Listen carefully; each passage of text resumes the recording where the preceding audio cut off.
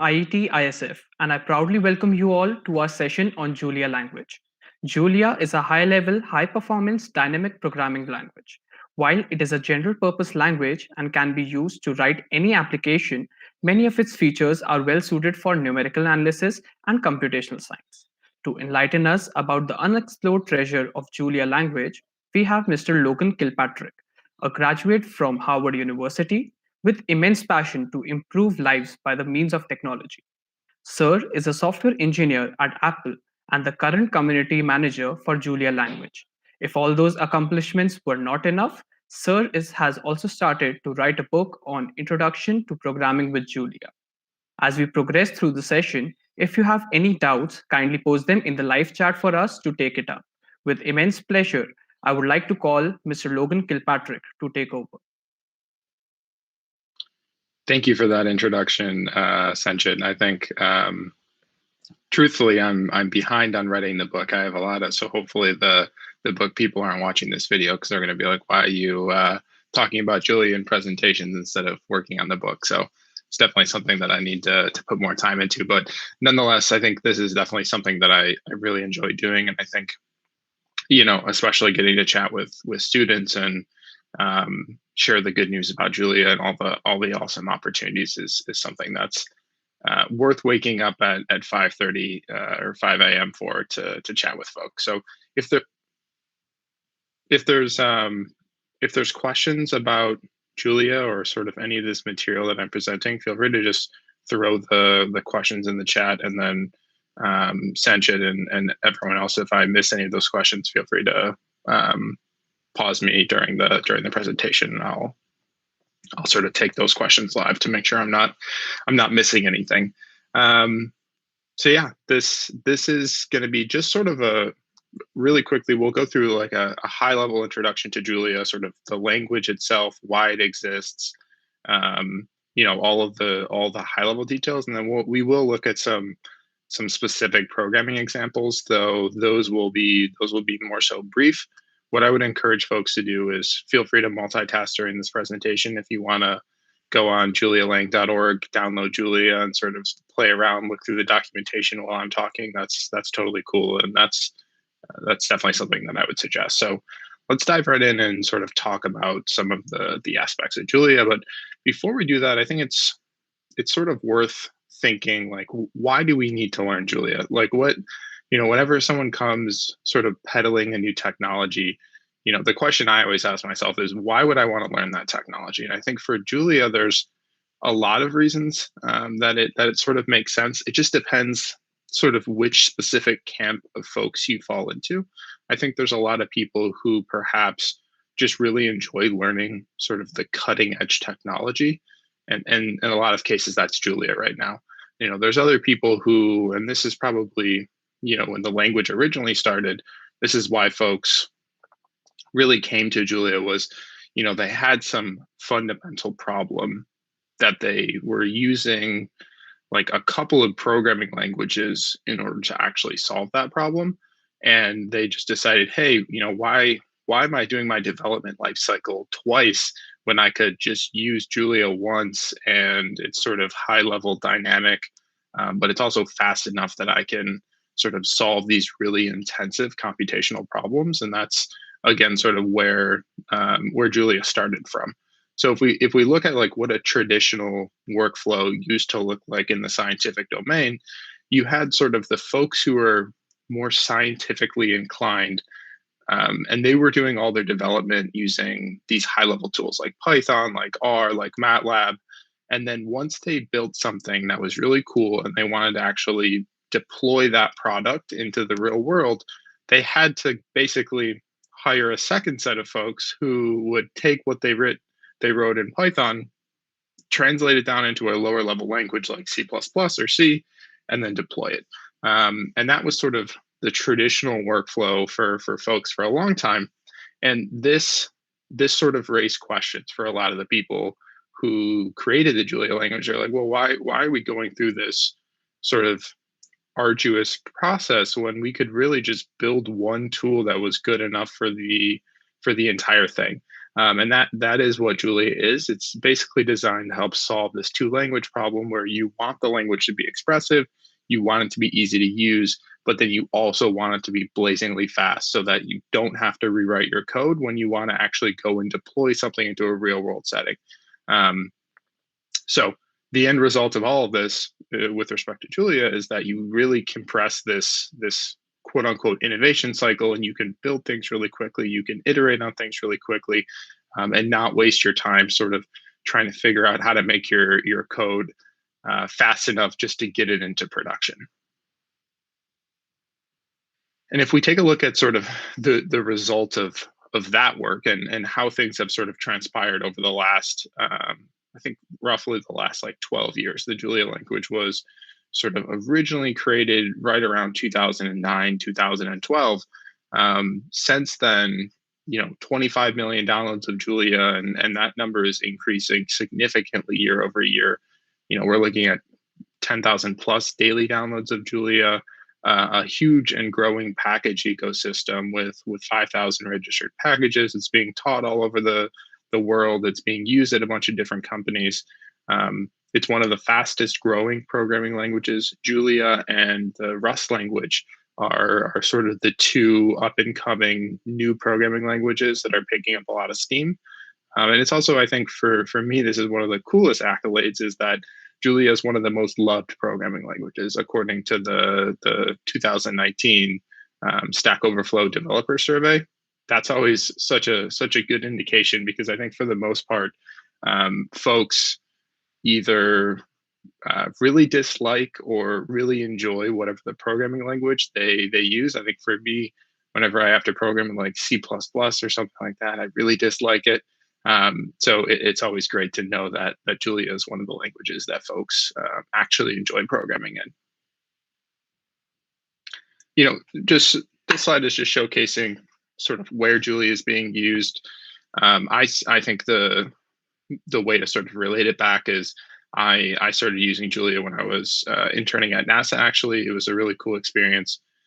Didn't really have a choice as far as learning Julia. It sort of was what was required in order to do the project that we were working on. But nonetheless, it was a really cool opportunity. And I think the folks at NASA saw the same thing that a lot of people see in Julia. They basically, they had this really complicated computational problem. They wanted to basically see, what's the most efficient way that we can solve it, and that just happened to be using Julia for the problem. So that was a great experience. And again, there's lots of other places where folks are using Julia to solve their problems. Also, lots of schools teaching Julia. The result of this is that you have sort of, hopefully, in the next few years, the next generation of students coming out of university sort of knowing Julia, which is really cool and something that's very unique. I think the worthwhile thing to call out here is that MIT actually teaches a introduction to computational thinking course, and that's using Julia. And the nice part about this course is that it's fully online and it's open to the world. So if you're like, if this presentation intrigues you and you're like, hey, I perhaps want to go learn Julia, if you go to computational.thinking.mit.edu, there's a really good course put on by some great professors, Alan, Dave, and Charles. And it's a great opportunity to learn Julia for free from the comfort of your own home, wherever you are in the world. So a really great opportunity, and can't give enough thanks to the folks at MIT for making this an open process so that other people can learn as well, not just MIT students. So if we look at sort of Julia in the news, the piece that I always like to encourage folks to think about, if you've seen Julia and you're not a user, but perhaps you've just seen Julia like in the news or on social media somewhere, the chances are a lot of the coverage that you're seeing is talking about Julia versus Python, Julia versus R, Julia versus these other programming languages. And I think I always like to call this out to folks, because the sort of programming language future is a vibrant and diverse one, in that it's it's not a winner take all game. There's going to be lots of programming languages that are prevalent in the future. And, it's sort of worth moving past all of these conversations around, is Julia better than Python? The reality is each tool has their best use cases, and sort of the best programming language for an individual in a lot of cases is the programming language that they already know, because it does take a little bit of work in order to learn a new programming language. So it's just something to keep in mind if you go look up Julia and find all these articles about Julia versus Python, Julia versus R, all these other things. I'm going to pause for a moment to see if there's any questions from folks so far. If you have anything, you have any comments or sort of questions as far as why folks would be using Julia, feel free to toss them in the chat. Otherwise, I'll continue pressing forward.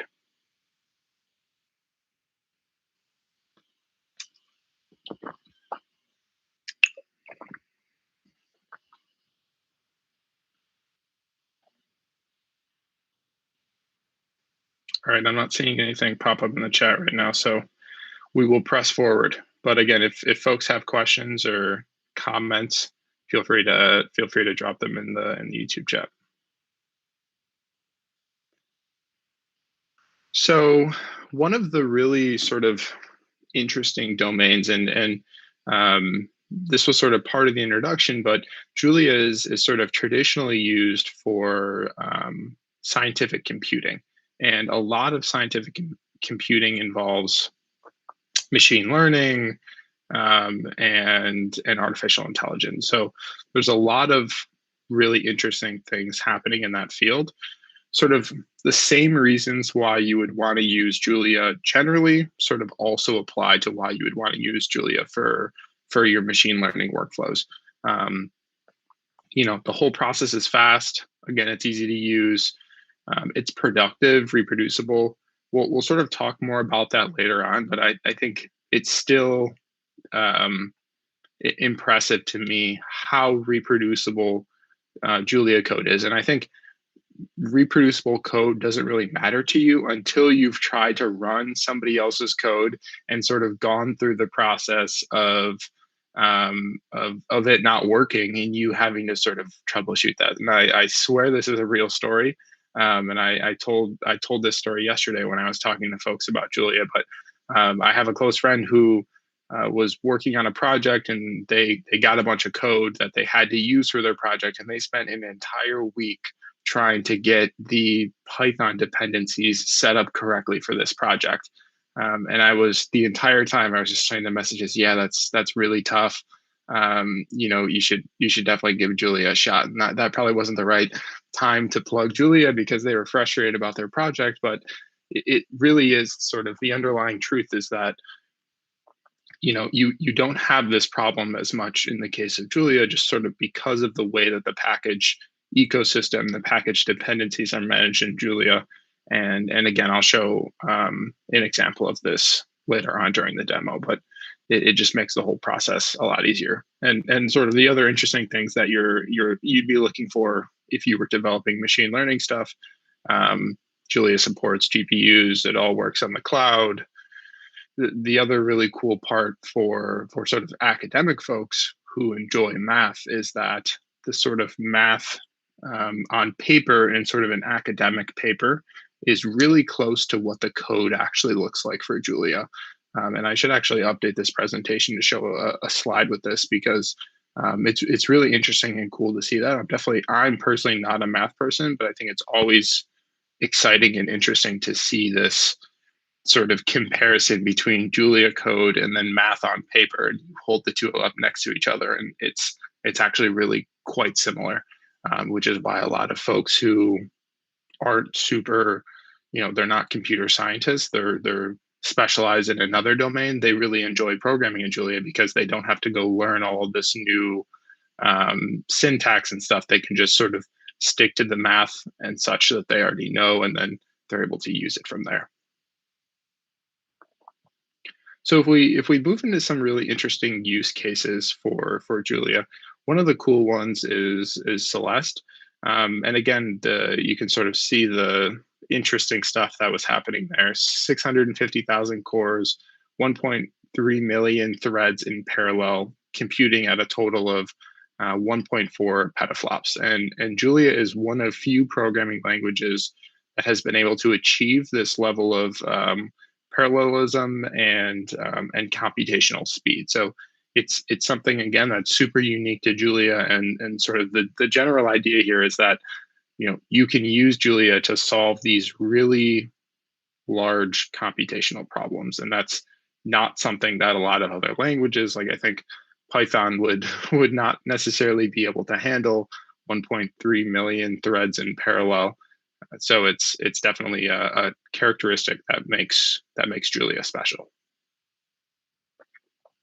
Another one that's a lot of fun to talk about and super interesting to me is the Klima project. So the Klima project is basically a group of folks from all the different institutions you see down at the bottom of the screen, and they're sort of all working together to help build these climate models and essentially a climate machine to help us understand what's happening in the world with respect to the climate. And this is such an important question and problem to solve because, sort of step one of solving climate change is, understanding what's actually happening in the climate. And if we don't understand what's happening in the climate, then, how can we hope to solve a problem that we don't understand and don't have, enough data to actually solve? So this is a really interesting project. When they were sort of coming up with the ins and outs of this project, and they were deciding on what tools to use, they specifically chose Julia because of the performance and the scalability and all these other things. So it's definitely a positive sign that these folks are sort of leveraging the state of the art, that being Julia, to sort of help solve their computational problems. Another super cool use case is this project called Pumas, and it's actually an entire company now. And Pumas is originally sort of set out as a personalized medicine platform. And if we sort of all think about this, just all the people listening and on the call, if we all have sort of the same symptoms and we all go to the doctor, there's a really good chance that the doctor is going to say, you all have XYZ condition, and here is the prescription for, um, you know, the antibiotics to help solve your condition. And we're all going to get the same prescription. It's going to be take 2 of these pills every day for 4 weeks, and then you're going to be cured. And it's just such an interesting thing to think about, the fact that, again, all of our bodies are different. All of our, what we all eat is different. There's so many things sort of physiologically in our body that's different. Yet when we go to the doctor, we're all sort of treated as the same just because we're all human. Which, there's a lot of positive aspects about that. But when it comes to sort of the medicine aspect, how do I know that I'm a larger male, so how do I know that I'm getting enough of this drug in order for my system to be cured? Whereas somebody who's not as physically big as me, maybe they're getting too much of this antibiotic, that it's actually having some perverse side effect on their body. So that's sort of where personalized medicine comes in. You can leverage this Pumas platform and some of the software they've created to actually in real time dynamically give like truly personal medicine diagnoses to people, which I think is just so cool.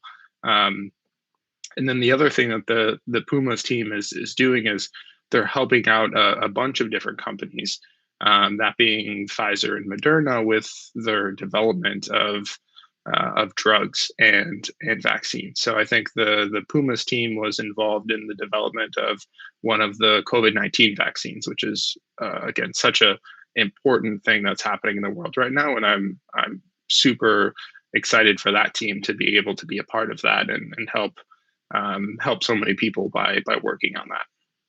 So this is a super cool project. And again, you can sort of start to think about the computational intensity of this problem and why they need such a scalable and robust tool like Julia, because there's just so many factors in a problem like this. The human body is complicated, medicine is complicated, and Julia is sort of helping them sort of solve this problem in some senses. There's a bunch of other really interesting use cases. If you're like, wow, this is sort of cool, and I want to find out some more interesting places that Julia is being used, the Julia Computing website, there's a case study section there, and they actually have a bunch of really good articles written up about folks who are using Julia for some really cool things. I think the other really interesting one that I've seen and watched a couple of presentations on is the FAA, which is sort of the organization in the United States that regulates the air traffic with respect to airplanes. They actually use this platform called AccessDenied'21, which was developed by a few folks who are now at Stanford, and they use Julia for that system, which is really cool. And that sort of helps them coordinate where airplanes are going to be flying, such that they don't collide, which is, again, super important, something that we all take for granted flying on airplanes, but they do have to sort of manage that process to make sure that we're all as safe as we are on airplanes. So before I dive into the packages and such, let me take a quick peek at the YouTube chat and see what if there's any questions.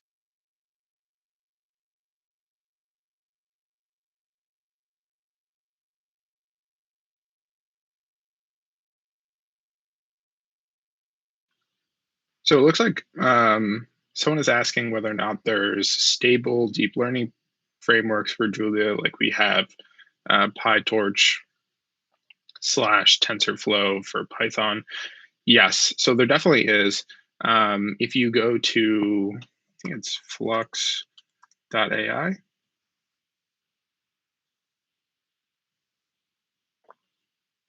No. Flux.ml.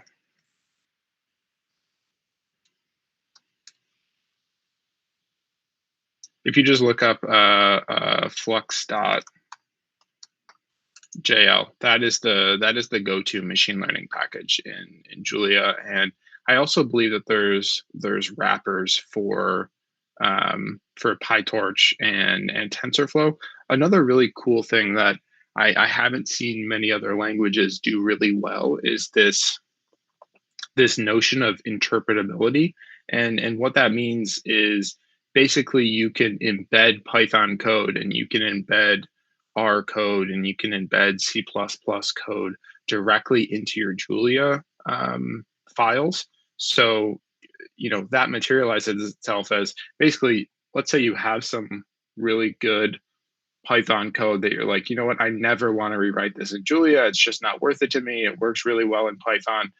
You can actually leave it in Python and just put it into your Julia file and use the correct package to interpolate it. And then you're good, and you can just run that code and it'll run the Python stuff and you're fine.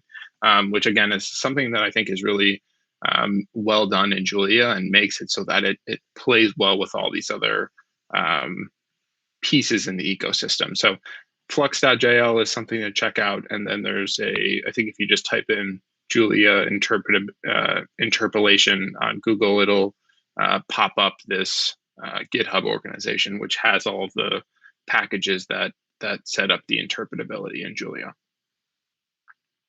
That's a great question, though. Lots of really cool things happening on the machine learning front.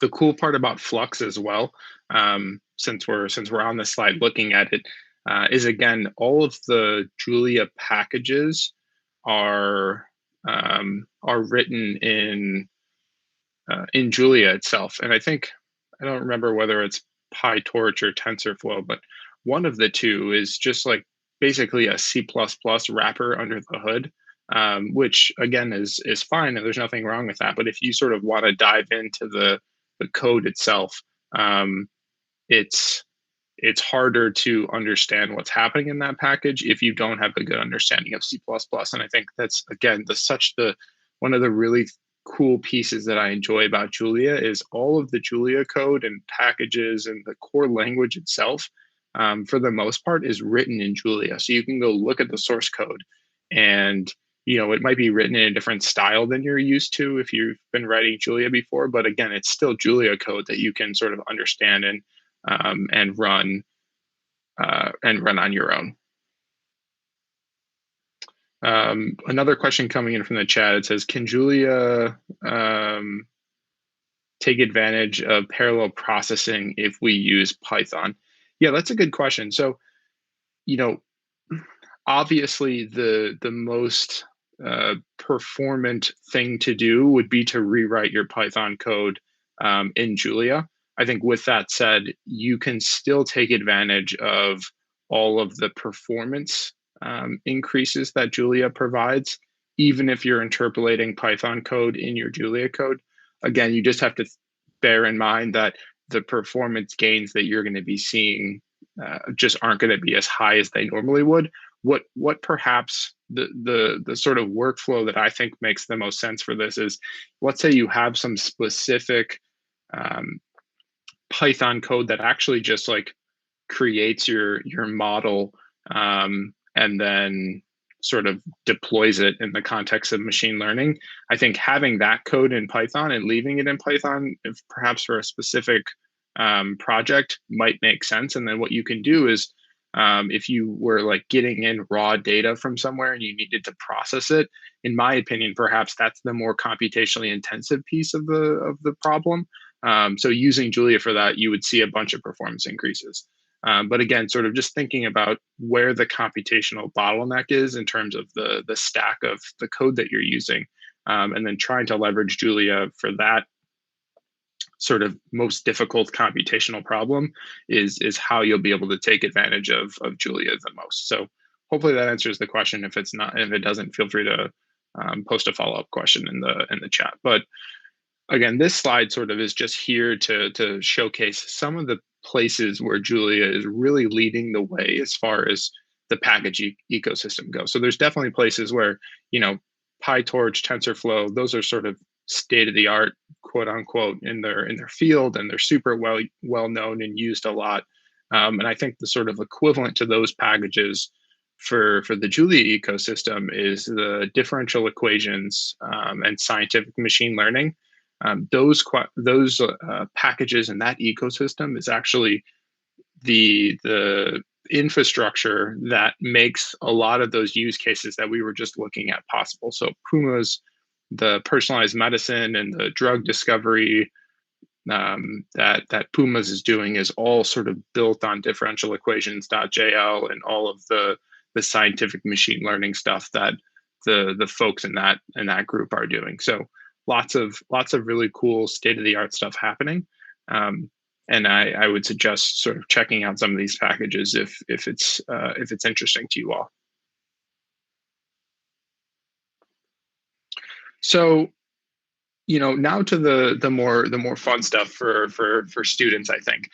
So the next couple slides I'm going to be focused on, why does it make sense to learn Julia if you're a student? I think a lot of the stuff that we've talked about so far has been sort of, computational things like, make your code faster and things like that. But I think for a lot of students, I still am a student, but, I was a student up until in undergrad up until a few months ago. And I think the reality is a lot of the time you just want something that works, that you know how to do, and that's going to help you get your classes done. So I think that's a totally fair position to be in.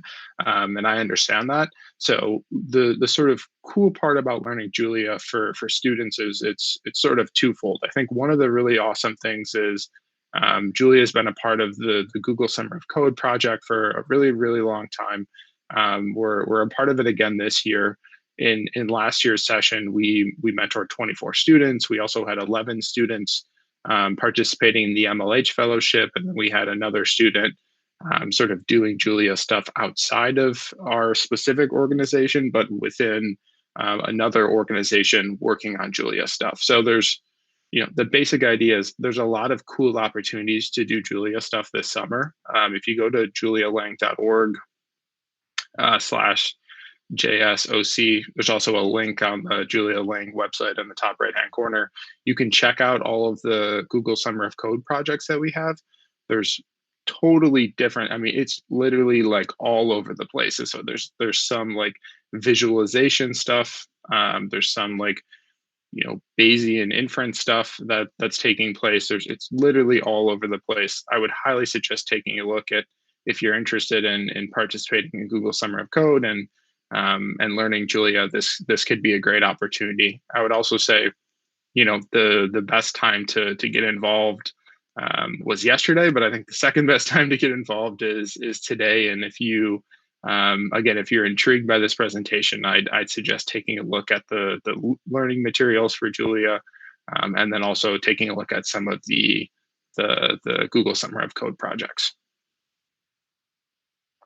Another really nice thing is, so next Saturday, we'll actually have a live AMA. So if you're like, hey, I'm super intrigued about Google Summer of Code with the Julia language, you want to find out about how to make your application strong. We will have a bunch of former Google Summer of Code students who did Google Summer of Code with Julia in an AMA style presentation, and they'll be answering questions. So if there's questions and you all want to get involved, next Saturday, 3 p.m. UTC will be a great opportunity to. That might actually be like in the middle of the night, now that I think of it, for folks in India. So perhaps that actually, no, that shouldn't be that bad. That 3 p.m. is early morning Pacific time. So hopefully we'll see some of you all there, and we'll be able to answer some questions about GSOC. And sort of outside of Google Summer of Code, again, just sort of bringing it back to all of the reasons that students would want to learn Julia. I think one of the really big ones is around bringing new skills to the workforce. So if any of you that are listening have sort of done an internship, hopefully one of the things that the folks who you were doing the internship with told you was that, and this isn't meant to be sort of belittling to folks who are joining as interns, but the reality is you're not being brought into a company because they think you're the smartest computer scientist in the world with the most experience. The reality is, you're either currently a student or you were just a student, and you're the sort of value that you're bringing to the company that you're joining is you have a fresh perspective on things. You see things from a different angle, and you're also hopefully you were trained with sort of the state-of-the-art tools while you were in university, and now you're going to bring those to whatever company you join. And I think this is such a perfect opportunity to leverage Julia, where you can go into an interview at whatever company and sort of, they'll ask you some Python stuff, and you'll be able to answer that probably because you've used Python before. But then you can also be like, hey, and you know what? I also know this programming language called Julia. It's faster than Python. It does all this stuff, X, Y, Z. And folks, in my experience, folks really enjoy that. One, because it's different. They don't have to talk about Python stuff, which people are probably excited to do because they talk about Python all the time.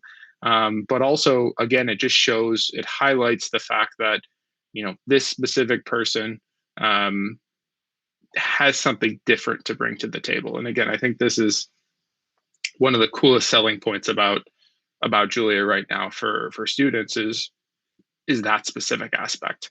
The other piece is, if you get involved in the community, whether it be through Google Summer of Code or just contributing and making something, the sort of arc of the Julia community is it's still on the way up right now, which is awesome.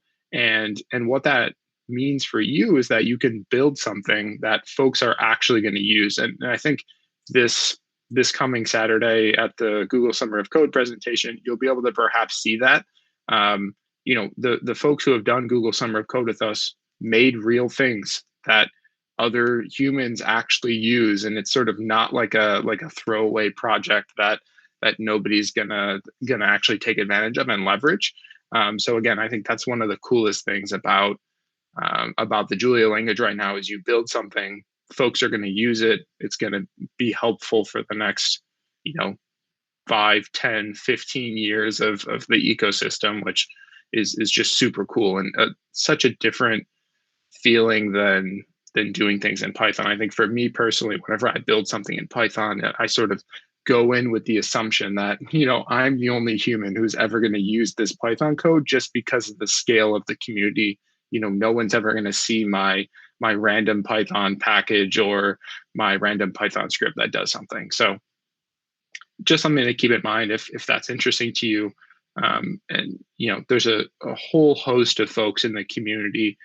Again, because the size is not as large as some of these other communities, it's super interesting to be able to work with real people and sort of have this real community feel, and you can actually get to know folks in real life or virtually who use Julia and are sort of core members of the community. Another piece is there's always really great opportunities to talk about Julia at conferences. I think even presentations like this one that I'm giving right now, you're part of a student developer club at your institution. Giving them a Julia talk is something that's different from a lot of the other stuff that they probably see, and is a great opportunity for you to refine your thinking about something, practice your presentation skills, all that good stuff. And programming is fun, so who doesn't enjoy doing a little bit of programming? So that's sort of the last piece that I have as far as this presentation goes. We'll dive in really quick. It's going to be sort of a very fast live demo, just because I don't want to bore folks too much with the syntax and all that stuff. You're welcome to look all that up along with me. If you go to julialang.org, you can download Julia and sort of play around as we go through this demo. But as I'm transitioning over to this demo, are there any questions that I can answer as we go through this?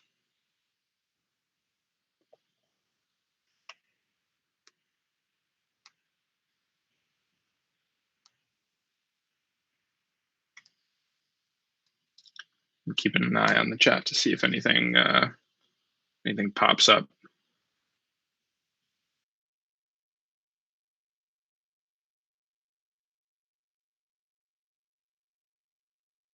So we just got an incredible question in the YouTube chat, and the question is, it's coming in from Abhishek, and Abhishek is asking, if we don't have any prior experience with Julia, how would you suggest us to proceed in order to make meaningful contributions to the project?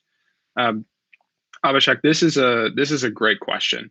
I think, one of the interesting pieces is about Julia is that there's sort of the core Julia language itself, which is like the actual language.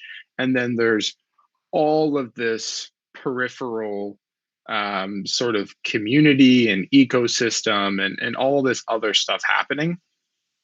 I think making contributions to core Julia itself is really difficult, just because you have to have sort of a strong understanding of programming languages, and there's a lot of code there, and there's a lot of perhaps like hidden meaning behind the reason that things are doing certain things. So that's a difficult thing to do as far as making contributions to the core language.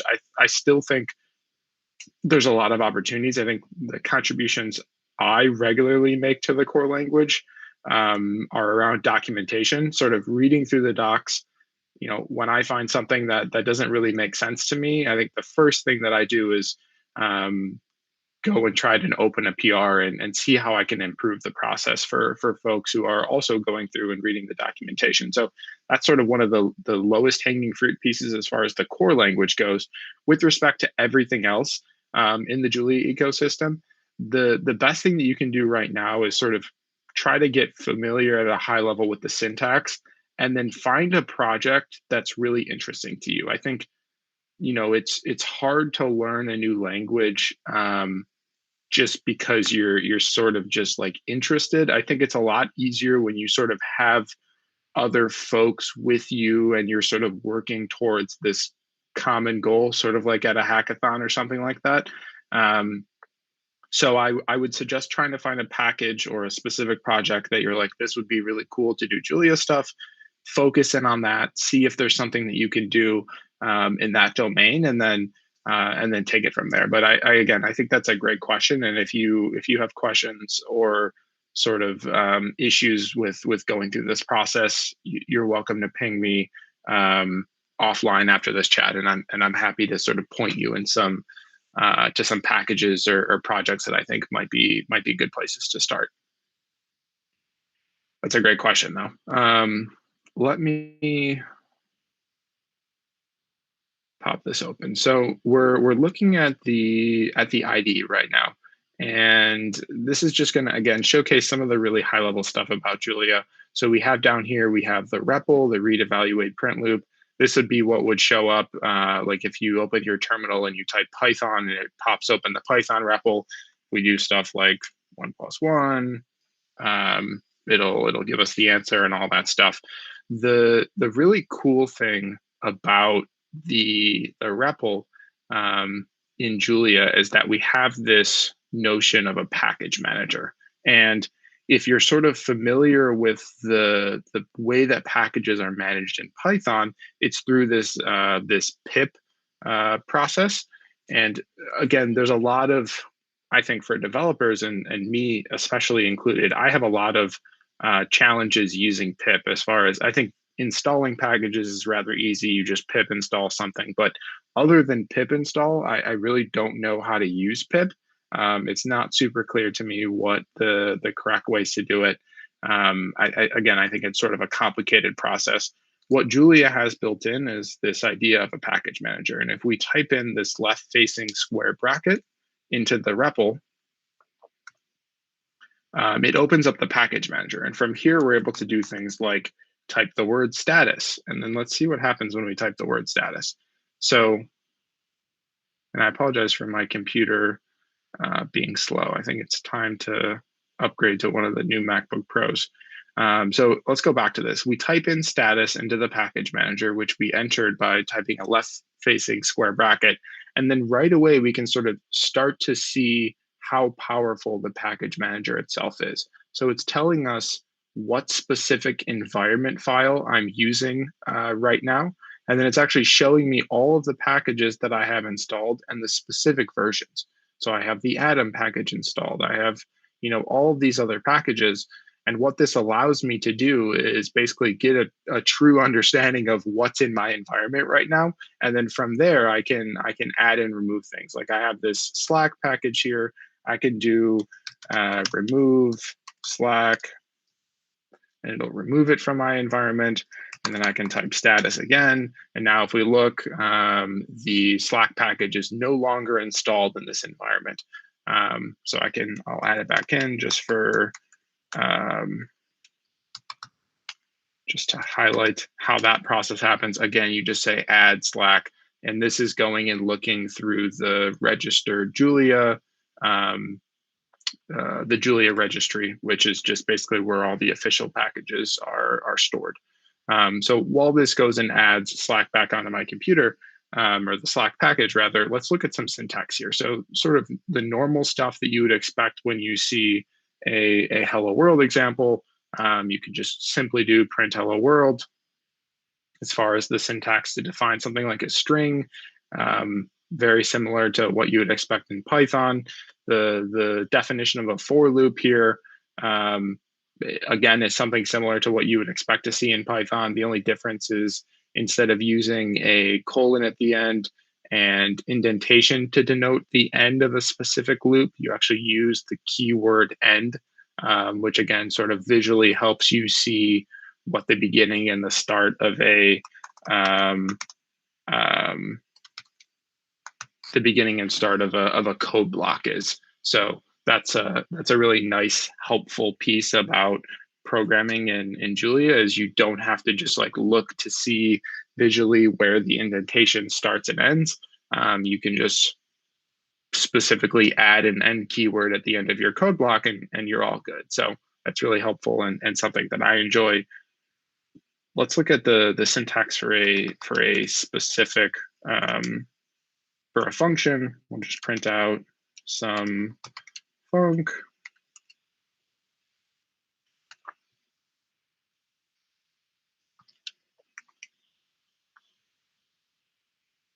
And then if we go and actually run this code, we'll just get a bunch of printouts. So this is literally just the basic syntax. I think, again, what I'm just trying to show is that if you're familiar with Python or you've done other programming before, picking up Julia shouldn't be difficult. It's sort of, as far as syntax goes, it's quite basic. I think one of the more interesting, there's a bunch of interesting things that you can do syntactically with Julia. If you're familiar with the paradigm of multiple dispatch, essentially what you can do is, I'll give a quick demo of what multiple dispatch actually looks like. So you can define two functions that are the same, that have the same name and take in the same number of arguments, except the difference is the specific type of the input arguments. So let's look at what this does in reality. So what we've done here is now we've defined two functions, sumfunc and, again, sumfunc. And the difference between the two functions is the type of the variables which they take in. And again, this might be a weird idea if you're not familiar with multiple dispatch, but essentially we've defined the same function twice. The difference between the two functions is that it quote unquote dispatches on the type of the input argument. So if I call sumfunc and I pass in 1, we can see what happens. So I'm just going to comment out the rest of this so that we don't see a bunch of extra output. And then we run this. And now we're seeing down here, sumfunc is an int. And again, if that's sort of weird to you, I don't disagree. I think it's a cool and interesting thing about Julia, where the compiler knows the type of the variable that I'm passing, and it says, okay, they're passing in 1, so they must want this sumfunc function, which only takes in integers.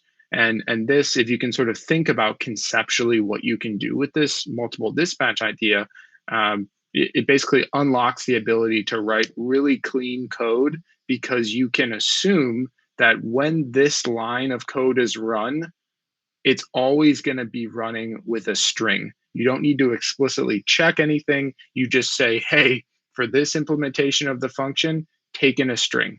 And this makes it, again, really helpful and expressive as far as how you define your functions, and you can sort of do things accordingly. So this is sort of all I have as far as the demo goes. I know we're getting close to the end of time, so I want to make sure that I leave a few minutes to answer questions from folks. So if you have questions, now is an opportune time to have those questions answered.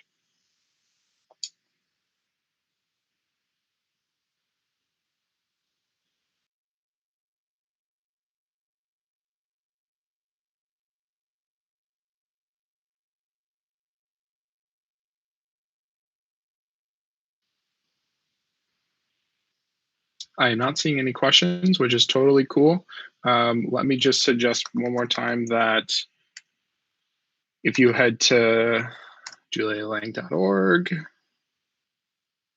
me make this a little bigger.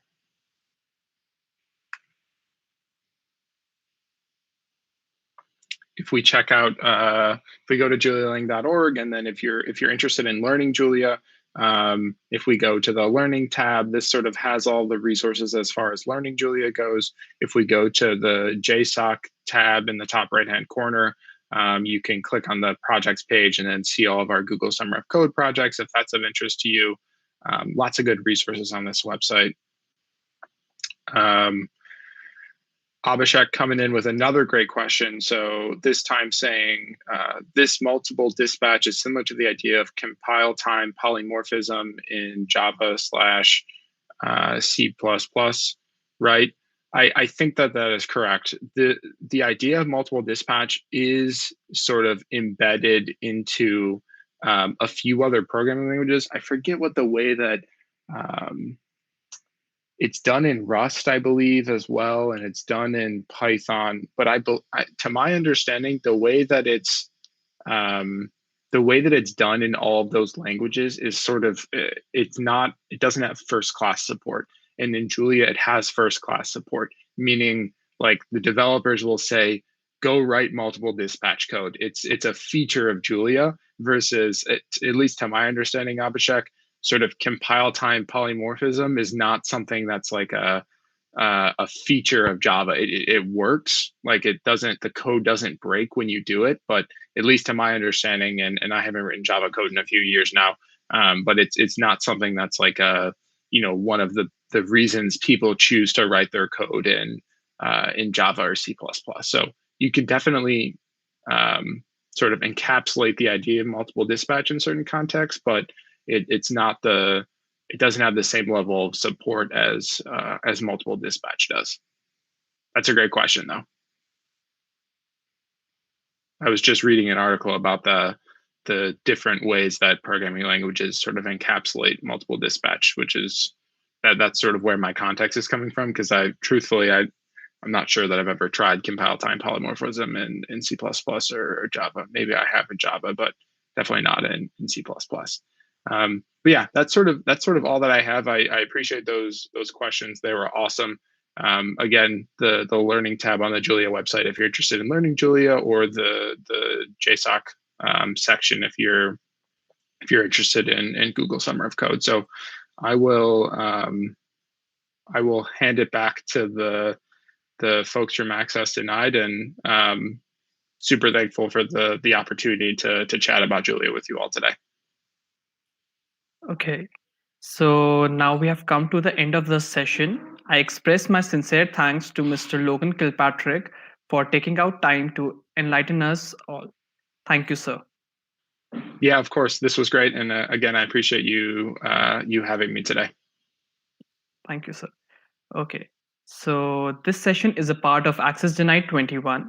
The 3 days of AccessDenied'21 are nearing to the end, and we have the much awaited valedictory ceremony and prize distribution at 8 p.m. tonight. Do join us to know if your hard work bore fruits. Thank you. Take care, everyone, and good luck with the rest of the hackathon.